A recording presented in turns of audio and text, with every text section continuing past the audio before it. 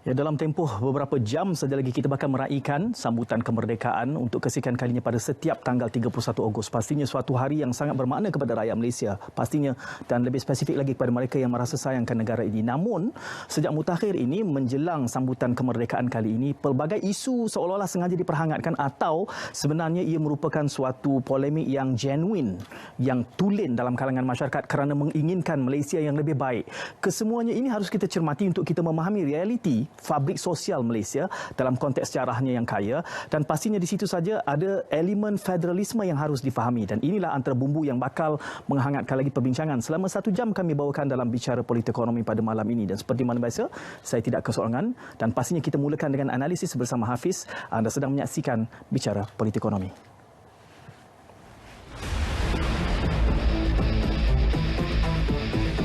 Ironis sekali menjelang sambutan kemerdekaan, pelbagai isu yang menjentik sentimen perpaduan negara sehingga tercetusnya pelbagai polemik isu sensitif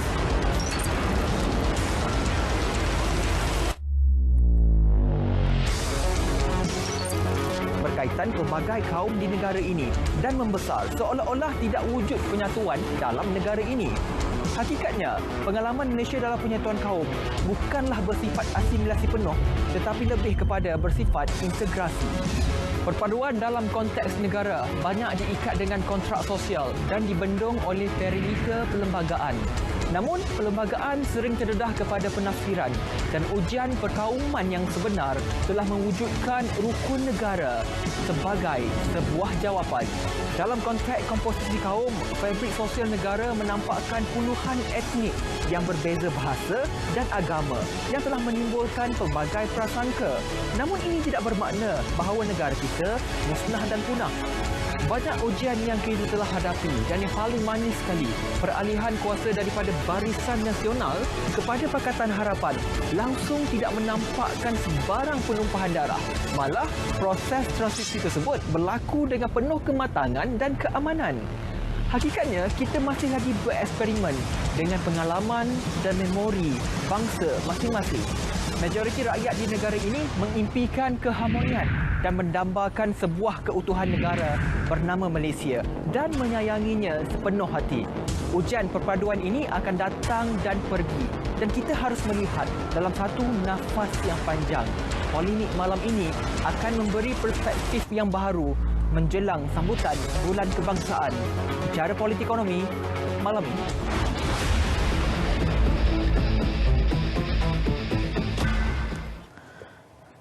Anda sedang menyaksikan Bicara Politik Ekonomi secara langsung dari Angkasa Puri Kuala Lumpur, dan tadi terima kasih Hafiz. Hafiz, besok ya? Besok raptai penuhnya. Betul, saya juga terima kasih kepada RTM memberi ruang kepada saya buat pertama kalinya terlibat secara langsung upacara sambutan Hari Kebangsaan 2019, dan esok adalah hari paling penting, merupakan raptai penuh sambutan Hari Kebangsaan yang sama-sama kita akan sambut bersama rakyat jelata pada 31 Ogos ini di Dataran Putrajaya. Apa yang saya boleh kongsikan ketika ini, sambutannya agak memang meriah. Saya yakin walaupun tempatnya sama seperti mana tahun lepas, pastinya ada kelainan yang akan dibawakan oleh kerajaan tahun ini untuk sambutan Hari Kebangsaan untuk tahun ini. Dan pastinya anda bukan sahaja menonton Bicara Politik Ekonomi di TV1, anda juga boleh saksikan kami di saluran digital My Freeview 1, 2, 3, dan apa yang lebih penting, anda boleh menonton kami melalui dalam talian di Facebook Live Berita RTM. Jadi anda boleh terus menyalurkan pelbagai soalan untuk saya tanyakan terus kepada tetamu istimewa pada malam ini. Dan juga saya tidak lupa kepada penonton juga untuk anda memuat turun aplikasi RTM Mobile yang anda boleh tonton secara dalam talian tidak kira di mana anda berada. Jadi anda boleh memuat turun aplikasi tersebut menerusi aplikasi Apple App Store dan juga Google Play Store. Baik Syed, 62 tahun kita telah pun menyambut kemerdekaan. Pastinya kemerdekaan bukan sahaja bebas daripada cengkaman penjajah, tetapi bebas dari segala aspek kita sebagai warga negara Malaysia ini. Jadi Syed, saya fikir Syed pun sudah bersedia untuk memperkenalkan tetamu istimewa kita pada malam ini. Saya bersalah juga ni sebab tadi kita sudah mulakan dengan perpaduan kan.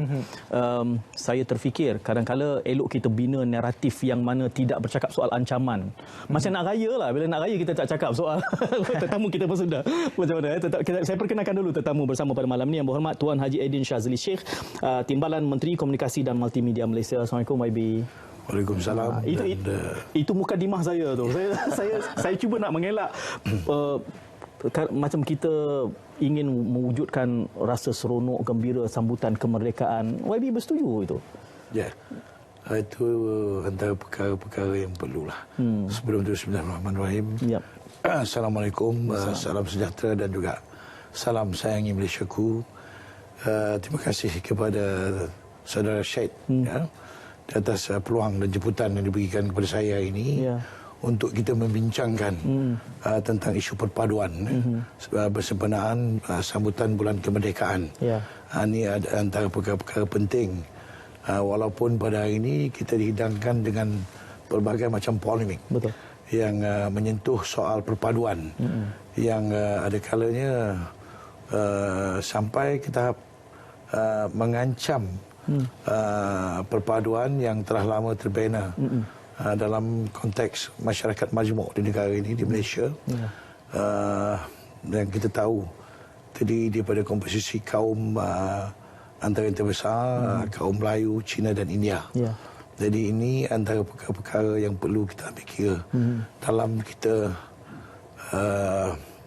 menjaga integrasi nasional dan juga perpaduan di kalangan kaum di negara kita. Ya, itu satu pengalaman yang menarik. Dan dalam konteks anak jati Kuala Pilah khabarnya, masyarakat di sana keliling yang berhormat itu bagaimana? Ya, masyarakat di Kuala Pilah ini terdiri juga daripada masyarakat Cina, India dan Melayu. Komposisi kaum yang sama juga. Dan di Kuala Pilah kita boleh duduk bersama-sama, boleh duduk minum di kedai. Kalau di Kuala Pilah itu kita panggil kedai Tai'ah. Oh, ada ya? Kita minum Saya tak perasan kedai itu di belah mana. Dekat Pekan Kuala Pilah. Pekan Kuala Pilah. Okay. Sama ada orang Melayu, orang Cina ataupun orang India akan sama-sama duduk minum. Dan kita juga boleh makan di kedai Melayu.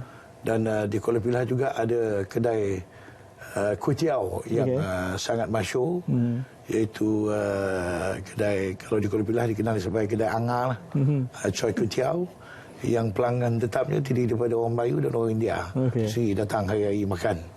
Dan ini menjadi satu kebiasaan tradisi masyarakat di Kuala Pilah. Itu menariknya kerana anekdot sebegini kita boleh kongsikan secara unik berdasarkan pengamatan kita di akar umbi. Kalau kita turun, kita lihat khususnya dalam bab makan, sukan, hiburan kita berpadu YB ya. Tetapi kelihatannya di dalam media nasional ini seperti macam kita tak putus berbincang soal perpaduan itu. Tetapi di peringkat lapangan kelihatannya tidak ada isu. Mengapa selepas 60 tahun kita masih lagi berpolemik tentang isu-isu perpaduan dari kacamata YB? Ya.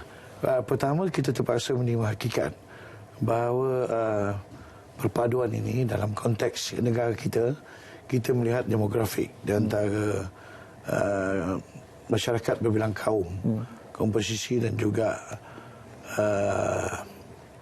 polarisasi kaum. Kalau kita tengok sejarahnya dulu, negara kita, masyarakat Melayu tinggal di kampung. Masyarakat Cina tinggal di pekan-pekan, di pekan-pekan dan lombong-lombong yang dibuka, yang akhirnya menjadi pekan. Dan manakala masyarakat India tinggal di estate. Di situ ianya bermula. Kemudian kita cuba melakukan proses penyesuaian. Orang Melayu boleh pergi tinggal di bandar, bekerja di bandar. Tetapi selepas 60 tahun, kita lihat polarisasi. Orang Melayu rata-rata kebanyakan yang majoriti bekerja di dalam sektor kerajaan. Orang Cina di sektor swasta dan perusahaan. Orang India juga sebegitu. Jadi ini menyebabkan masih ada lagi gap yang perlu diperbaiki dan perlu dibuat penyesuaian supaya kita lebih serasi dan lebih mengenali di antara satu dengan yang lain. Kita tahu proses perpaduan ini ianya merupakan satu proses yang sentiasa berkembang dari semasa ke semasa, dan ia bukan satu destinasi yang mana kita boleh capai dengan meletakkan satu matlamat kemudian kita terhenti di situ. Tetapi perpaduan ini adalah satu proses yang perlu kita lalui dalam proses kematangan. Contohnya pada hari ini, dalam konteks kita pada hari ini, perpaduan tidak sama seperti cabaran sewaktu sebelum merdeka dan selepas merdeka. Pada hari ini, apalagi dalam kerajaan Pakatan Harapan yang mengamalkan keterbukaan. Jadi kita tengok ada juga orang-orang, pihak-pihak yang tidak bertanggungjawab mengambil kesempatan untuk mewujudkan polemik-polemik yang boleh mencetus perasaan benci antara kaum. Dan ini dibuat semata-mata di atas maksud politik untuk memperlihatkan bahawa kerajaan Pakatan Harapan itu adalah kerajaan yang tidak berkemampuan untuk menguruskan rakyat dengan betul. Jadi ini adalah satu perkara yang perlu ditangani. Yang saya percaya kita, kerajaan Pakatan Harapan pada hari ini sentiasa sensitif, sentiasa peka dengan keperluan dan kehendak kaum. Kita mahu berkongsi ataupun sharing of prosperity, berkongsi kemakmuran di antara kaum. Kaum Melayu, kaum Cina dan kaum India. Kalau dulu kek ekonominya kecil, pada hari ini kita perbesarkan supaya semua kaum dapat merasa menikmati kemakmuran itu secara adil dan saksama. Ini yang perlu dibuat. Kita akan pergi lebih mendalam nanti apabila saya nak kaitkan bersama Hafiz berkait tentang politik ni. Tapi saya nak berbalik kepada anekdot yang YB cerita pasal Kuala Pilah tadi. Kedai Tai'ah, kedai Angah ni ya. Kerana Yang Berhormat menyatakan bahawa kita telah dipisahkan mengikut jalur fungsi ekonomi Melayu, Cina, India dan lain-lain. Tetapi ada momen-momen perpaduan dalam anekdot yang berlaku di lapangan itu, rahsianya mengapa sedemikian, dan tak sama dengan gambaran seolah-olah macam perpaduan ini tercabar di peringkat nasional. Realiti di lapangan kenapa beza gap itu? Saya melihat di lapangan ini sebab kita lebih mengenali. Apabila kita mengenali, kita memahami kehendak dan keperluan kaum-kaum itu, dan bila ini berlaku, kita lebih menghormati, kita menjadi lebih sensitif dan sentiasa tolerate di antara satu dengan yang lain. Ini berlaku di lapangan, di kawasan-kawasan pekan kecil seperti Kuala Pilah. Saya juga pernah selalu turun ke Sabah, dan satu kedai yang saya tak pernah miss, tak pernah tertinggal, kedai Mi Wan Wan, kedai makan sup ikan Cina, yang setiap kali ke Sabah saya akan pergi ke sana untuk makan. Bukan saja makanannya sedap, tetapi di situ ramai masyarakat yang terdiri daripada pelbagai kaum datang sama-sama untuk menikmati makanan. Dan ini saya kira sememangnya sudah menjadi kebiasaan. Di Kuala Pilah itu contohnya, kalau hari Minggu saya minum di kedai Ameng, mendiang Ameng. Makan roti bakar, makan teh tarik. Dan di dalam kedai itu uniknya ada juga orang Melayu yang berniaga. Ada nasi lemak Melayu, ada makanan Melayu, India Melayu dan bangsa Cina juga datang, kita sama-sama minum, dan jadi kita lebih mengenali dan memahami antara satu dengan yang lain. Kita beri promosi percuma Hafiz pada malam ini kepada kedai Ameng. Kedai Ameng besok Mendiang Ameng. Tapi kedainya masih ada. Masih ada. Diuruskan oleh Cikgu Tan. Cikgu Tan. Saya ingin kait ini. Hafiz adakah kedai macam Ameng, Tai'ah semua ni? Saya ada Mamak Mi Maiden di Parit. Jadi ini momen-momen perpaduan yang saya rasa kami di Media Arus Perdana kita harus bercerita tentang momen ini, YB. Sebab kadang-kala, kalau boleh saya kritik pada peringkat ini, kadang-kala perbincangan kita yang terlalu tajam dalam konteks politik itu yang sebenarnya membelah. Saya nak YB komen selepas ini. Sebelum kita berjeda, silakan Hafiz, ada bahan tu. Saya masih lagi menunggu soalan-soalan daripada rakyat di luar sana untuk tanyakan terus kepada tetamu kita pada ini. YB ada tulis sini Pekan Cowboy Kuala Pilah. Itu antara perpaduan yang dikongsikan, dan tema juga pada tahun ini adalah Sayangi Malaysiaku, Malaysia Bersih, dan antara topik yang akan dibincangkan pada malam ini. Teruskan anda bertanya soalan melalui Facebook Live Berita RTM. Jadi kita berehat dulu seketika, kembali selepas ini.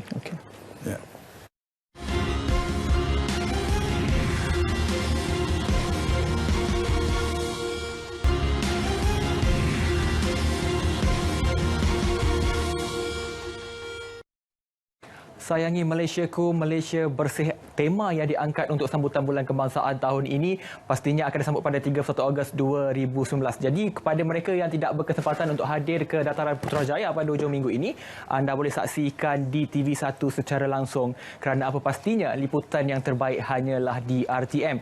Baik YB, kita telah pun menerima soalan daripada netizen atau warga net di Facebook hari ini. Ada daripada Asri berkatakan bahawa YB kenapa melihat seolah-olah sampaian kepada rakyat agak kurang, sehingga kan mereka melihat, warga net ini melihat sambutan kemerdekaan tahun ini agak hambar. Apakah patriotisme tumpul, YB? Ya,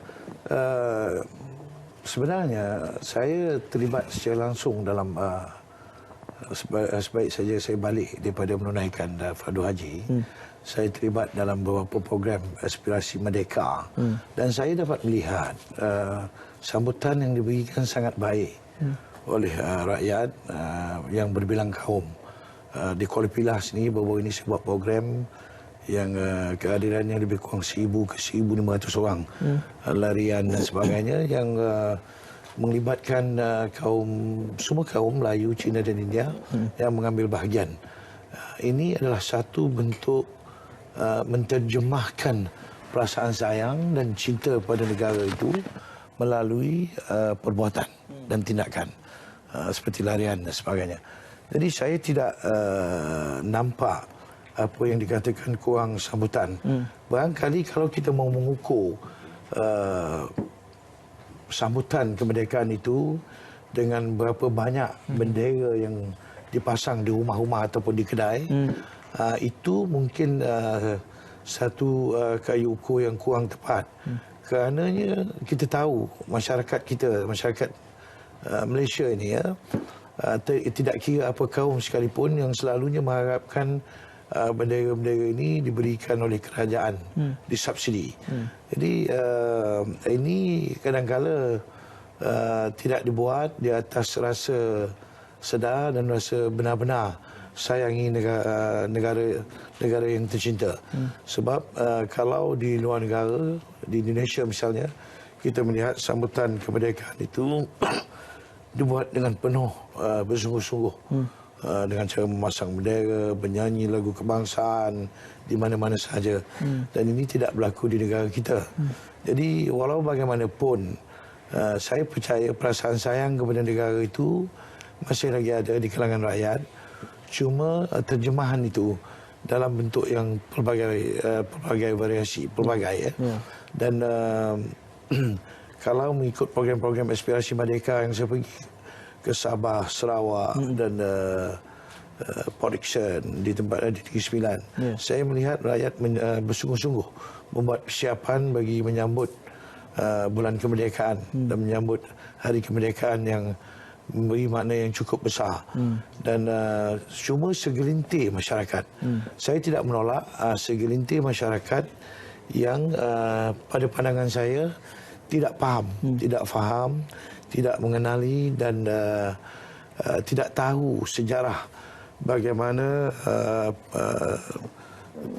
penatjih orang dulu yang memperjuangkan kemerdekaan, dan hari ini kita telah menikmati hasil daripada perjuangan tersebut. Dan ini adalah perkara-perkara yang perlu difahamkan. Perasaan sayangkan kepada negara ini hanya akan wujud apabila kita faham, apabila kita tahu dan kita nilai betapa orang dulu susah untuk memperjuangkan dan membebaskan negara kita daripada penjajahan. Saya beri satu contoh yang mudah. Tan Sri Yuan Yuat Lang Mendiang, beliau telah berkhidmat di dalam pasukan PDRM. Walaupun beliau pada tahun pertama memohon kewarganegaraan masih tidak diberi kewarganegaraan, tetapi sebagai seorang anggota polis, beliau telah berjuang bersungguh-sungguh, bermati-matian untuk mempertahankan tanah air. Kerana pada pandangan beliau, inilah tanah air dia. Dan akhirnya pada tahun kedua, barulah beliau mendapat hak kewarganegaraan. Ini adalah satu contoh yang perlu menjadi ikutan kepada rakyat pada hari ini. Saya percaya tidak ramai, tidak kira apa kaum sekalipun, sama ada Melayu, Cina ataupun India, tidak ramai yang tahu dan faham sejarah perjuangan orang-orang seperti Tan Sri Mendiang, Tan Sri Yuan Yuat Lang ni. Jadi itu yang saya nak. Saya meyakini bahawa individu seperti yang nama disebutkan Tan Sri Yuan Yuat Lang dan ramai lagi, ada anekdot sebahagian daripada momen perpaduan yang saya menganggap itulah peranan media perdana khususnya RTM untuk mengetengahkan cerita-cerita yang sebegini. Kerana ada isu naratif yang perlu kita bereskan, kalau boleh YB bantu saya pada malam ini. Kerana bila kita bercakap soal perpaduan dan semangat kemerdekaan ini. Seperti ada suatu pemisah bila kita melihat federalisme Sabah Sarawak kerana menganggap bahawa sambutan lebih meriah adalah Hari Malaysia bukannya Hari Kemerdekaan. Jadi ada sedikit naratif yang perlu kita santuni kerana perspektifnya kelihatan pemberat yang berbeza di antara sambutan-sambutan seperti yang YB sebutkan tadi. Sebab itu kita lihat walaupun kita membuat persiapan untuk menyambut Hari Kemerdekaan, di dalam masa yang sama kita juga membuat persiapan untuk menyambut Hari Malaysia. Kalau kita lihat pendekatan yang digunakan oleh Kerajaan Pakatan Harapan pada hari ini, contohnya pada tahun dulu 5 September tahun 2018, kerajaan telah menubuhkan kabinet jawatan kuasa khas kabinet untuk mengkaji semula pelaksanaan di dalam perjanjian penubuhan Malaysia tahun 1963 bagi mengisi semua kekosongan yang ada untuk rakyat Sabah dan Sarawak demi untuk memenuhi harapan yang tinggi oleh rakyat Sabah dan Sarawak. Ini adalah perkara-perkara jurang-jurang yang sedang diperbaiki oleh Kerajaan Pakatan Harapan supaya integrasi di antara masyarakat di Semenanjung dan juga rakyat di Sabah dan Sarawak akan mempunyai hubungan yang lebih baik dari semasa ke semasa. Kita tahu bukanlah satu perkara yang mudah sebab kita cuma menilai dalam tempoh 1 tahun Kerajaan Pakatan Harapan memerintah, sedangkan rejim yang lama sudah wujud, sudah memerintah selama puluhan tahun, 60 tahun kita tahu. Dan kita cuba mengubah sesuatu yang sudah menjadi feudal, yang menjadi tradisi, kita cuba mengubah dengan pendekatan yang baru supaya rakyat menerima perkongsian secara saksama ini bukan saja secara teori tetapi secara praktiknya sama-sama dapat menikmati perkongsian kemakmuran ini seperti yang dijanjikan oleh Kerajaan Persekutuan. Sepanjang 20 tahun kita berada di pentas ini berbicara setiap bulan Ogos maka isu ini timbul. Pernah beberapa tahun dahulu diusulkan dalam rancangan ini supaya kita memilih satu tarikh baru. Mungkin bukan 31 Ogos, mungkin bukan 16 September, tapi itu sangat memerlukan political will yang perlu dipolemikkan. Bukan bertujuan kita nak berbicara tentang itu, tapi itu antara yang terfikir. Kerana kita memerlukan program-program pengisiannya, bukan semata-mata sambutan pada tarikh-tarikh berkenaan. Jadi bagaimana program yang mungkin di bawah kementerian ini sebagai pengurusi sambutan, kementerian yang mengemudi acara sambutan ini, bentuk program untuk menjembatani sentimen-sentimen yang ada ni. Baik, KKMM sentiasa mengemukakan isu-isu yang berkaitan dengan perpaduan. Sebab itu kita mempunyai agensi-agensi di bawah KKMM ini seperti Jabatan Penerangan dan RTMC yang sentiasa cuba menerapkan nilai-nilai yang baik demi untuk mengukuhkan perpaduan, hubungan perpaduan di kalangan masyarakat majmuk sama ada Melayu, Cina, India dan juga hubungan masyarakat di Semenanjung dan Sabah dan Sarawak. Saya melihat banyak usaha-usaha yang dibuat oleh RTM dan Japan bagi menerangkan polisi-polisi kerajaan. Dan ini penting kedua-dua media rasmi ini, RTM dan juga Japan ini menjadi tangkai penghubung di antara Kerajaan Persekutuan dan Kerajaan Sabah dan Sarawak.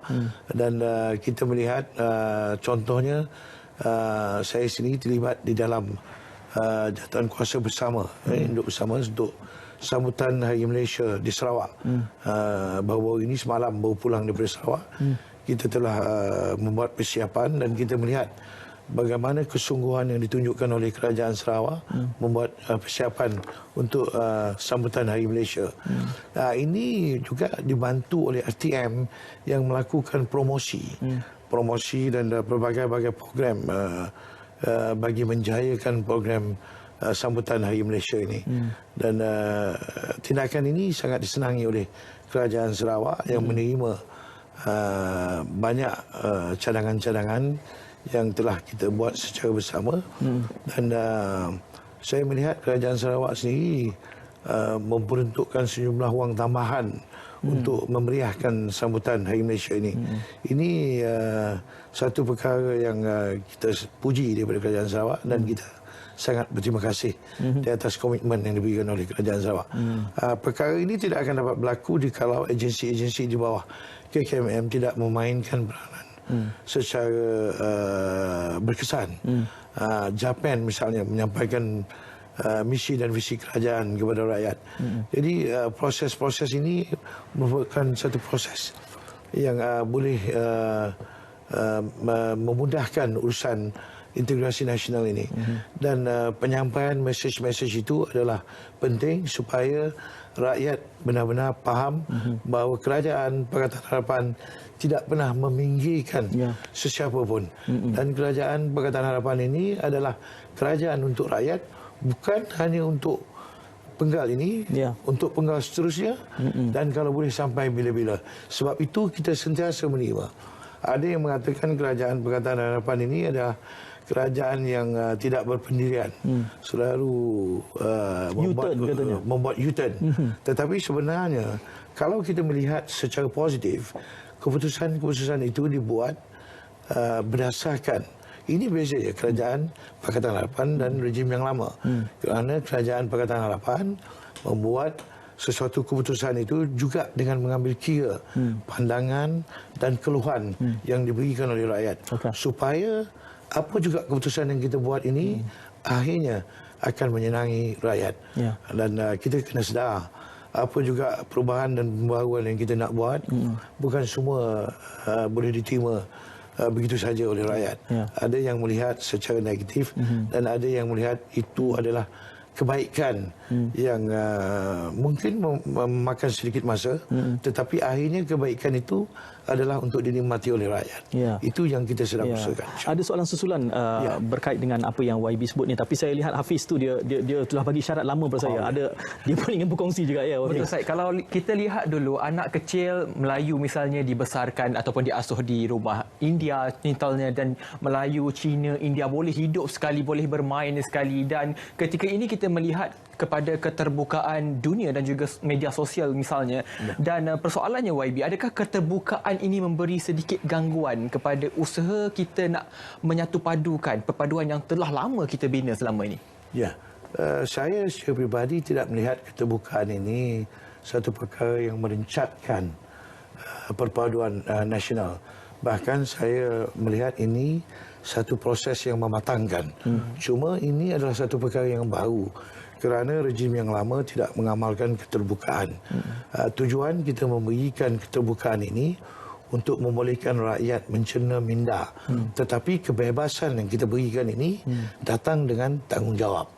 Tanggungjawab bahawa boleh anda semua rakyat diberikan kebebasan untuk meluahkan pandangan, untuk memberikan komen, tetapi setiap individu yang memberikan pandangan dan komen itu mestilah bertanggungjawab di atas apa yang telah diperkatakan. Sebab kita tidak mahu mana-mana pihak mengambil kesempatan untuk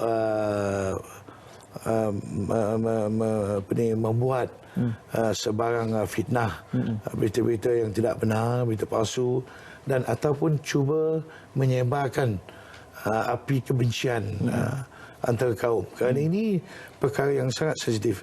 Sudah tentulah dalam tempoh setahun ini belum cukup untuk kita menilai setakat mana hasil ataupun penerimaan yang diberikan oleh rakyat berbanding dengan cara yang telah serasi selama 60 tahun oleh rejim yang lama.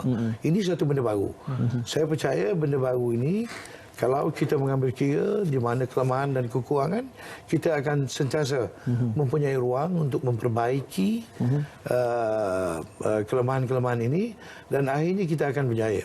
Sebab kalau kita tidak mencuba, sampai bila-bila pun kita tidak akan mendapat hasil yang kita mahukan. YB, saya akan memperdalam, mempertajam. Saya tak tahu mana satu, akan lebih tajam atau lebih dalam selepas kita berjeda seketika persoalan ini, kerana saya kira ini adalah akar umbi kepada sentimen sambutan kemerdekaan yang akan kita raikan dalam tempoh beberapa jam saja lagi. Jangan ke mana-mana, kita berjeda seketika.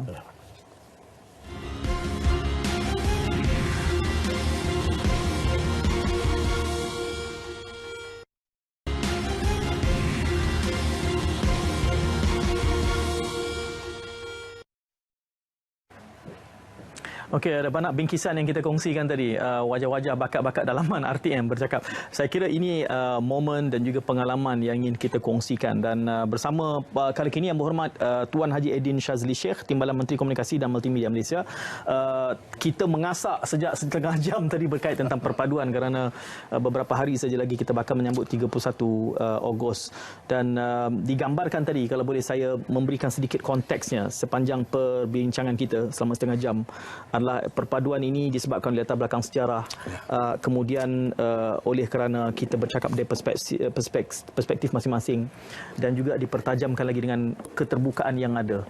Keterbukaan itu seolah-olah memberikan gambaran kepada setengah pihak, walaupun Yang Berhormat mengatakan bahawa ini merupakan realiti baru untuk kita mengutip pandangan secara kolektif di peringkat akar umbi, tapi ada saja yang menyatakan bahawa ini menggambarkan bahawa Pakatan Harapan ini merelakan pandangan-pandangan yang mungkin boleh mengancam perpaduan. Sesungguhnya secara peribadi, Hafiz, saya menganggap bahawa keterbukaan itu sesuatu yang sangat Islamik, kerana Quran sendiri menyatakan mujadalah supaya tiba kepada satu pandangan yang lebih tinggi. Hiya ahsan, gambaran dalam Al-Quran. Tetapi keterbukaan itu kelihatannya masyarakat majoriti di Malaysia pun merasa terancam, dan itu kritik yang kami selalu saja timbulkan dalam rancangan ini, kerana Malaysia satu-satunya yang mana majoritinya berfikir seperti minoriti. Kita sentiasa merasa terancam di sana, terancam di sini, dan itu menjadi tekanan juga saya kira kepada Pakatan Harapan, dan itu juga antara naratif yang cuba dibina menuju ke arah sambutan 31 Ogos ini. Bagaimana harus kita santuni sentimen ini di dalam rejim langit terbuka? Semua orang boleh mengatakan apa saja. Yang Berhormat. Ya, apabila kita bercakap tentang kebebasan bersuara ini, kebebasan untuk memberikan komen dan sebagainya, sudah tentulah kebebasan ini perlu digunakan dengan rasa tanggungjawab, dan yang paling penting disiplin diri. Contohnya, saya beri satu contoh, analogi mudah. Anak-anak kita apabila sudah meningkat dewasa, kita tidak boleh sentiasa mengawal anak kita untuk tak boleh keluar dan sebagainya. Kita beri kebebasan. Kebebasan itu sudah tentulah kita harap dibalas dengan rasa tanggungjawab dan disiplin diri yang betul. Dan ada tertib yang perlu dipatuhi. Jadi paling mudah untuk kita menggunakan, untuk kita menghayati prinsip rukun negara, kesopanan dan kesusilaan yang perlu menjadi tertib dalam kita menggunakan kebebasan yang diberikan oleh kerajaan. Kalau tidak, kalau sekiranya kebebasan itu disalahgunakan, maka kerajaan tidak akan teragak-agak untuk mengambil tindakan. Contohnya baru-baru ini, kempen 3R yang dibuat oleh kerajaan berkenaan race, religion dan juga royalty. Raja, isu berkaitan tentang Raja Melayu, berkaitan tentang agama dan juga bangsa. Ini adalah perkara-perkara yang sangat dititik beratkan oleh kerajaan. Kalau ada mana-mana pihak yang tidak bertanggungjawab, cuba membakar api kebencian dengan cara memain sentimen ataupun mewujudkan polemik-polemik yang boleh menyebabkan keadaan-keadaan ini menjadi ancaman kepada keselamatan negara, maka kerajaan ataupun pihak berwajib tidak akan teragak-agak untuk mengambil tindakan. Sebab itu, hargai kebebasan ini dengan disiplin diri dan lakukan dengan penuh rasa tanggungjawab. YB merasakan bahawa kita punya parameter undang-undang yang cukup untuk mengekang ancaman dalam konteks 3R yang disebutkan itu tadi? Ya, kita mempunyai undang-undang yang cukup dalam kanun keseksaan, dan juga kita juga ada peruntukan di dalam akta multimedia untuk digunakan. Tetapi kita tidak mahu merencat apa yang saya sebutkan tadi, proses mencerna minda di kalangan rakyat. Kita mahu pemikiran rakyat ini berkembang secara sihat melalui medium komunikasi yang disediakan. Sebab itu, apa gunanya kita memberi, kita cuba melakukan penambahbaikan, mewujudkan 4G, 5G untuk melebarkan lagi kita punya broadband. Tapi dalam masa yang sama, kita sekat rakyat daripada menggunakan kemudahan ini. Dan sudah tentulah tidak bagus. Jadi kita mahu beri kemudahan ini supaya rakyat dapat menikmati kemudahan-kemudahan ini dan dapat memberikan pandangan-pandangan yang membina supaya hasilnya kebaikan besok boleh dipulangkan kepada rakyat. Okey, pada peringkat ini Hafiz, saya yakin penonton beria-ia ingin saya sebut isu yang spesifik kerana saya boleh merasakan kalau penonton mengikuti perbincangan dan penjelasan yang berhormat berikan itu, ada isu-isu yang sangat dekat, yang mutakhir, yang setengahnya merupakan suatu isu yang legasi Jawi misalnya. Tulisan Jawi ini bukanlah isu yang di craft yang dibina oleh Pakatan Harapan, tetapi ia muncul selepas Pakatan Harapan mengambil tampuk pentadbiran. Begitu juga isu tentang Zakir Naik. Ini isu yang saya tidak pasti apakah terlalu sensitif untuk kita bicarakan pada malam ini. Tapi saya ingin memetik hikmah daripada yang berhormat dalam dua isu ini khususnya. Itu yang saya katakan tadi. Asas kepada perpaduan ini adalah untuk dengan cara kita memahami, mengenali dan memahami. Contohnya tadi saya sebut sejarah dan latar belakang. Jawi dan Had ini merupakan kaligrafi seni untuk orang Melayu. Jawi ini adalah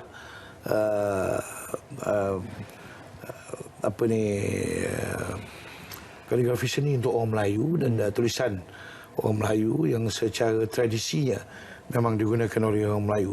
Saya semasa kecil berpeluang untuk membaca surat khabar Jawi ini. Pada waktu itu utusan zaman dikeluarkan, tulisan Jawi. Mempraktikkan juga tulisan Jawi ini.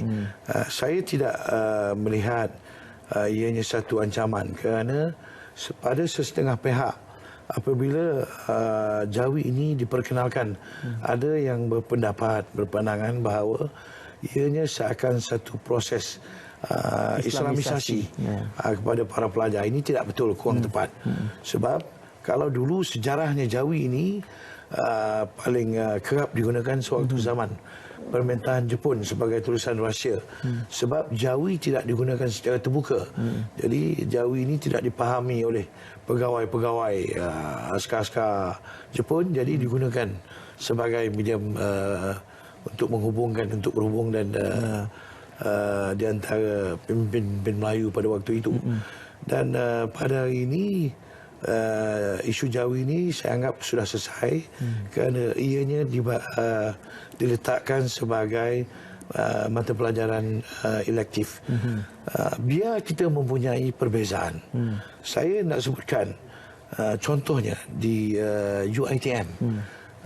Apabila diwujudkan kelas Mandarin, kita melihat kelas Mandarin tersebut mendapat sambutan yang cukup hebat daripada pelajar-pelajar Melayu. Di tempat saya di sekolah jenis kebangsaan, ramai orang Melayu yang menghantar anak-anaknya di sekolah-sekolah kebangsaan, jenis kebangsaan, Tamil dan juga sekolah Chonghua untuk belajar Mandarin dan belajar. Ini tidak akan mengubah diri kita.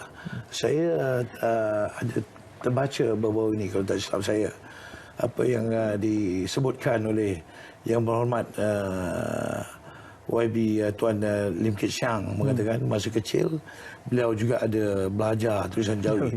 Tetapi ini tidak mengubah dirinya, mengubah kepercayaannya, menjadikan dia sebagai seorang Melayu.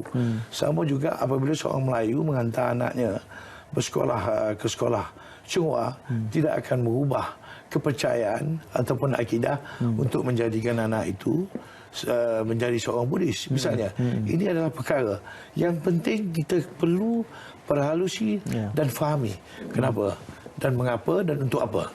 Jadi kita meraihkan perbezaan ini dengan mencari titik persamaan, dan inilah perkara yang penting.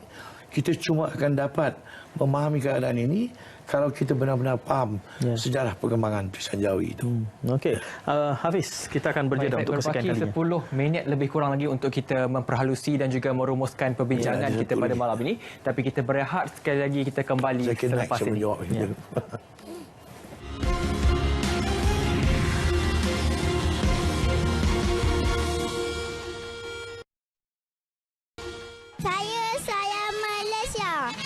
Sayangi Malaysiaku. Kami sayang Malaysia. Malaysia besar, merdeka. Kami guru tahun 1 SK Bangsa mengucapkan selamat Hari Kebangsaan. Sayangi Malaysiaku, Malaysia bersih.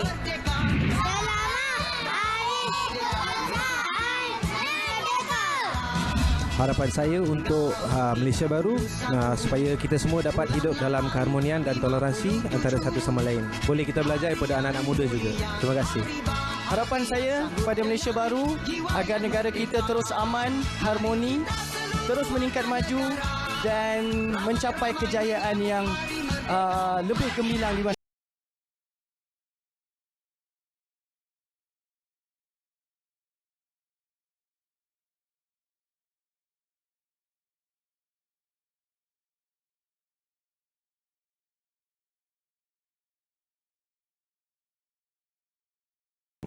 Sebelum kita berjeda seketika tadi, Syed telah pun mengutarakan isu Jawi, isu Zakir Naik yang telah memberi sedikit keretakan kepada isu perpaduan di Malaysia, dan ditambah pula baru-baru ini isu bendera terbalik yang seolah-olah menambahkan lagi api yang sudah pun wujud. Jadi, macam mana kita melihat keadaan ini, YB?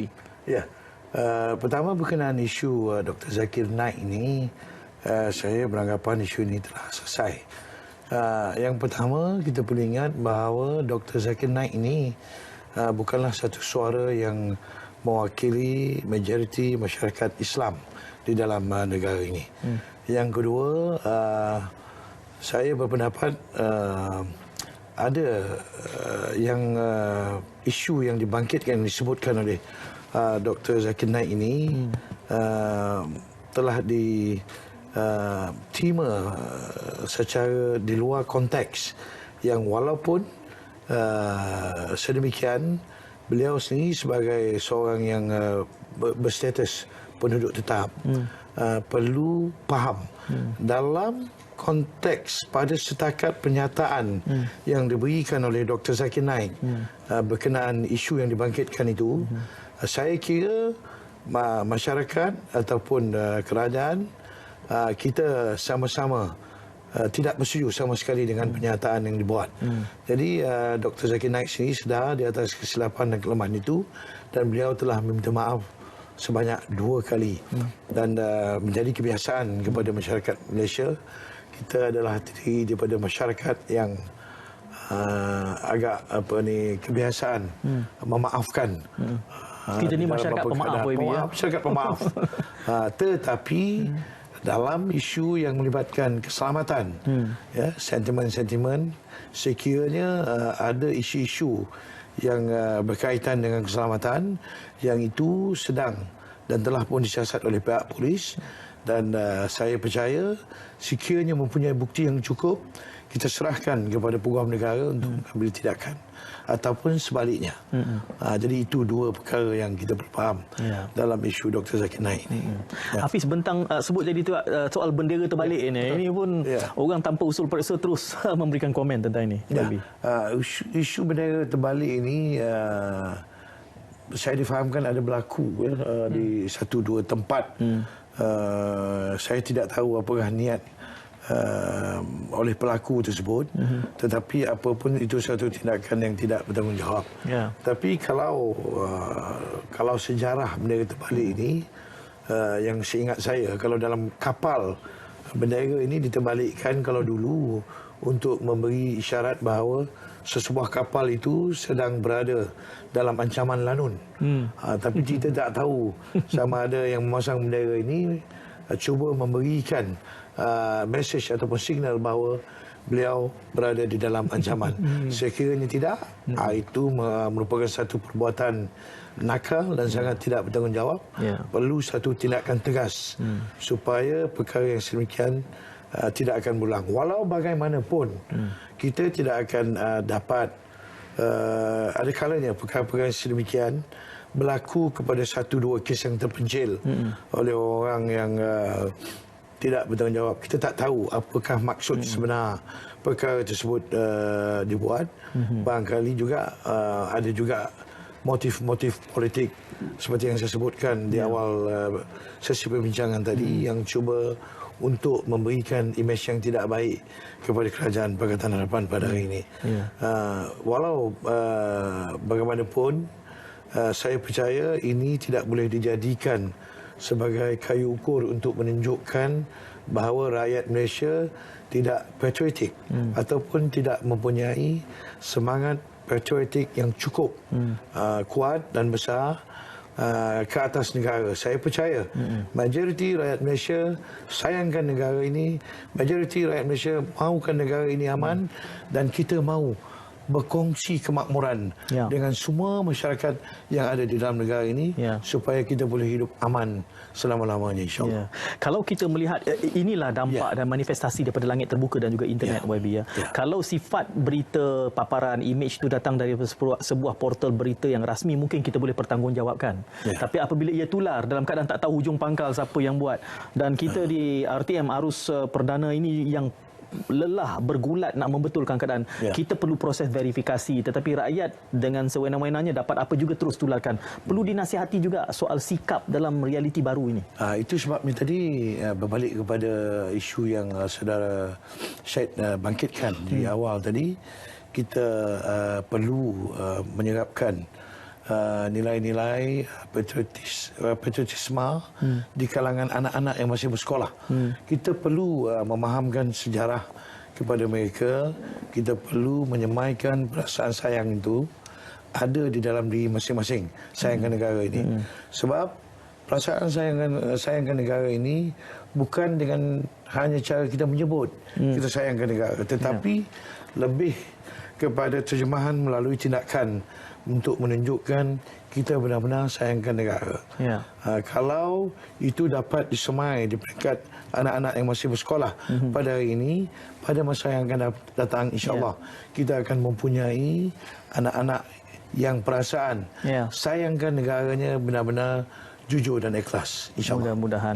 Jadi nak membuktikan momen perpaduan yang berlaku di lapangan itu, YB nanti kata nak pergi kedai Aming. YB saya nak ikut, YB. Boleh. YB masak dekat kedai Aming iaitu di Angah. Itu kedai Angah. YB akan masak char kway teow. Jadi penerbit tak boleh ikut, saya saja pergi ikut makan char kway teow. YB boleh memasak je ni. Saya sikit-sikit lah. Okey, kita nanti beri promosi percuma kepada Tai Aming dan juga Angah. Itulah orang Pulau Pinang dapat Rojak Ibrahim. Rojak Ibrahim pun ada banyak ni. Okey Hafiz, selamat kita ucapkan sambutan kemerdekaan kepada seluruh rakyat Malaysia. Saya pun nak ikut juga pergi kedai Angah tadi. Juga. Jadi terima kasih kerana menonton. Minta maaf juga kepada semua warga net, saya tidak dapat bacakan semua soalan. Begitu banyak soalan yang ingin ditanyakan kepada YB pada malam ini. Terima kasih sekali lagi kerana menonton. Jadi teruskan kesetiaan anda kepada kami dalam Bicara Politik Ekonomi pada minggu depan. Dan jangan lupa saksikan TV1 31 Ogos ini untuk liputan langsung sambutan kemerdekaan 2019. Jadi saya Hafiz Dawson dan juga saya Munawar mengucapkan selamat